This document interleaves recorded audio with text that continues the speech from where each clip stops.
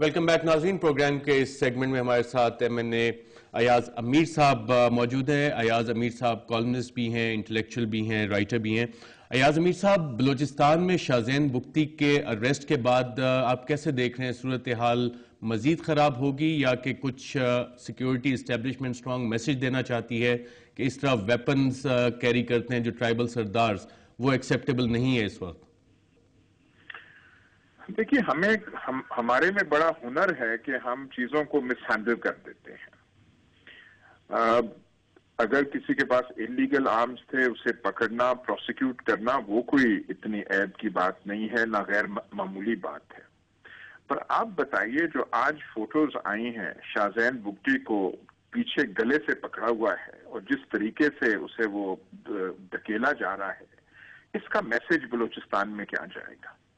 یہ تو ایسا ہی ہے جیسے 2007 میں جب چیف جسٹس صاحب کو وہ گاڑی میں ڈال رہے تھے اور ایک کسی سپاہی نے وہ سر کے اندر وہ کیا، وہ ساری جو فوٹو تھی، وہ پکچر تھی، اس نے نہ صرف پاکستان میں، پورے دنیا میں تہلکہ مچا دیا.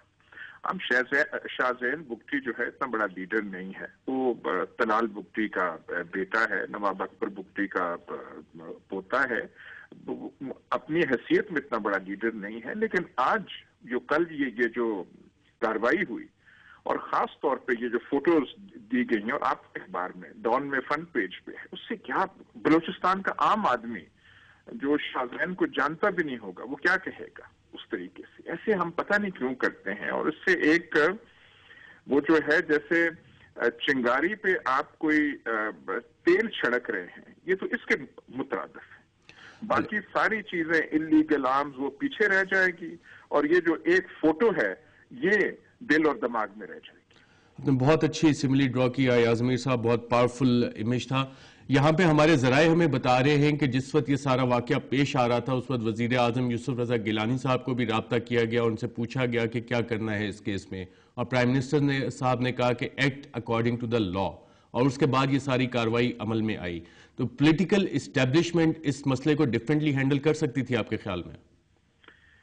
اب پتہ نہیں کس نے بات کی گیلانی صاحب سے، کہ میرے پاس تو ایسی ایکوریٹ انفارمیشن نہیں ہے. پر دیکھیے، ہم نے اتنا سینسیٹیو حالات بنا دیے ہیں بلوچستان کے. اب وہاں پہ جو ہے یہ آرمز کیری کرنا، ہتھیار کیری کرنا، یہ تو وہاں پہ ایک عام سی چیز بن گئی ہے. پھر یہ آپ بتائیے، جو چمن کے راستے میں ایک جو کیمپ ہے بنا ہوا، جو پہلے افغان مہاجرین کا کیمپ تھا، دنیا جہان کا، بلوچستان جہان کا جو جرائم پیشہ افراد ہے وہاں اس کیمپ میں بیٹھے ہو، اس کے خلاف تو آپ کچھ کرتے نہیں ہیں. بلوچستان گورنمنٹ، بلوچستان اسمبلی کئی بار کہہ چکی ہے اس کے خلاف آپ ایکشن لیں، تو آپ کہتے ہیں وہ آپ سے ہو نہیں پاتا. لیکن شاہزین بگٹی کو بھلا مان لیجیے اس کے فار آرگیومنٹ سے کہ وہ اس کے پاس واقعی ایسے تھے، لیکن اس کو اس طریقے سے ہینڈل کرنا تھا. اور آپ کی کریڈیبلٹی پہلے وہ تو اسٹیبلش کیجئے نا. جو کیمپس ہیں آپ کے، ان کو تو، جن کے بارے میں بلوچستان میں واویلا ہوا ہے، اس کیمپ کا نام مجھے وہ میرے ذہن سے اتر رہا ہے، لیکن بہت مشہور کیمپ ہے کوئٹہ کے باہر اور چمن کے راستے میں. اس پہ آپ نے ایکشن لیتے، یہ آپ نے کر دیا. اور یہ جیسے میں نے پہلے گزارش کی، باقی سب چیز، وہ سٹین گنیں، وہ اینٹی ایئر کرافٹ گن اگر پکڑی گئی ہیں، وہ ساری پیچھے کے پیچھے رہ جائیں گی. اور یہ جو فوٹو ہے، اسے جو گردن سے 2-3 آدمیوں نے پکڑ کے وہ جو آگے دھکیل رہے ہیں، یہ ذہنوں میں رہ جائے گا. تو ایاز امیر صاحب، آغاز حقوق بلوچستان بھی اناؤنس ہوا، اس سے پہلے سینیٹر مشاہد حسین کی بھی ریکمنڈیشنز آئیں کمیٹی کی، سینیٹر وسیم سجاد صاحب کی بھی پولیٹیکل ریکمنڈیشنز آئیں. امپلیمنٹ کیوں نہیں ہو سکی یہ ساری ریکمنڈیشنز؟ دیکھیے، بلوچستان میں جو رٹ ہے، جو اتھارٹی ہے، فیڈرل گورنمنٹ تو ہے ہی نہیں. جو صوبائی حکومت ہے وہ بھی واجبی سی ہے. اصلی جو اس کے معاملات چلا رہے ہیں وہ ہمارے جو ہے ہماری فوج ہے، اور خاص طور پہ اس کی ایک ذیلی ایجنسی.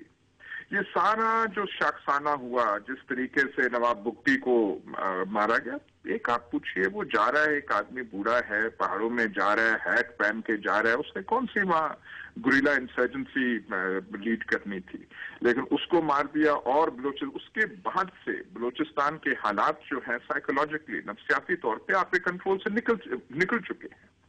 تو اس کے بعد تھوڑا جو ہماری ملٹری ایجنسیز ہیں ان کو پیچھے ہٹنا چاہیے تھا اور سیاسی عمل صحیح، غلط، کمزور، طاقتور اس کو چلنا چاہیے.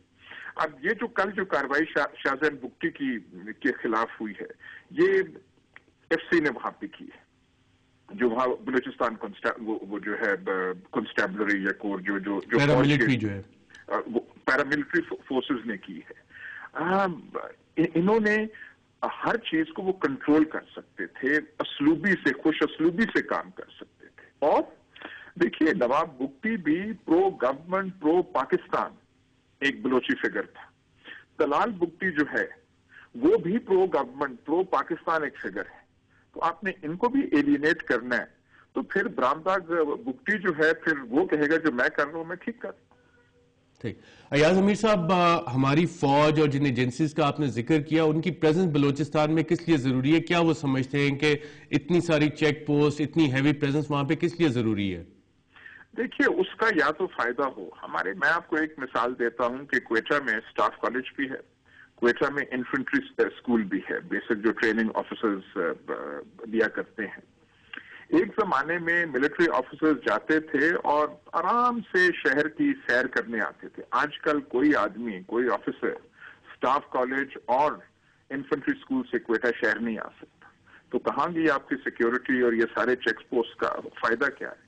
پھر مس ہینڈل ہم خود کرتے ہیں، موقع جو ہے ہم دیتے ہیں، سٹیج ایک چیز کی ہم سیٹ کرتے ہیں، پھر روتے ہیں کہ انڈیا یہ کر رہا ہے، انڈیا کی کندھار میں کونسلیٹس ہیں، فلانا ہے فلانا ہے.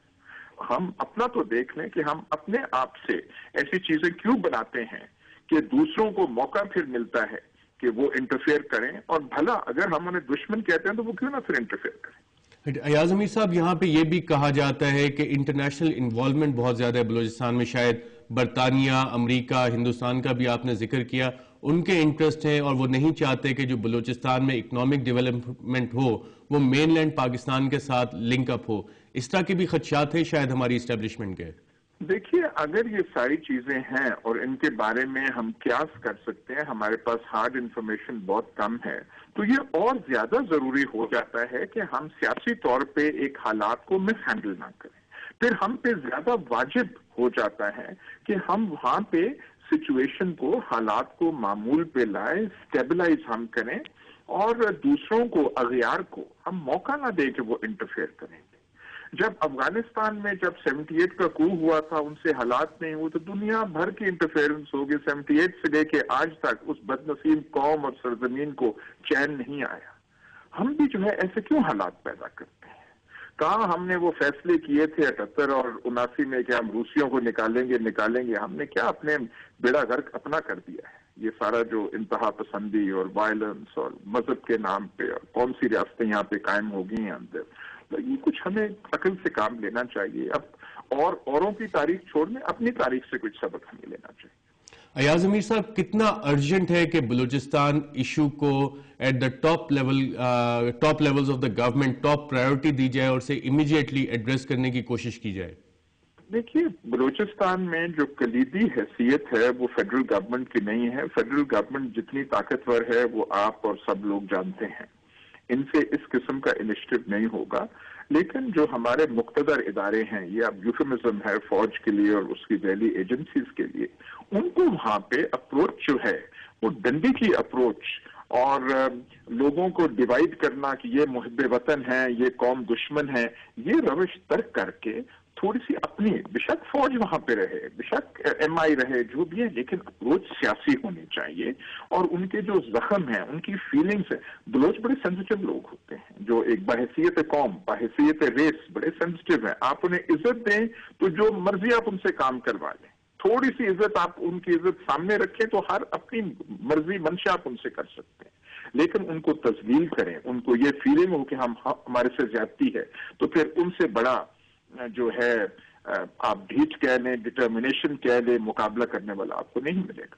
ایاز امیر صاحب، پروگرام رپورٹ کا بہت بہت شکریہ. ناظرین، یہاں پہ ہم ایک چھوٹا سا وقفہ لیں گے اور وقفے کے بعد جب واپس آئیں گے تو بلوچستان کے کرائسس پہ اپنی گفتگو جاری رکھیں گے.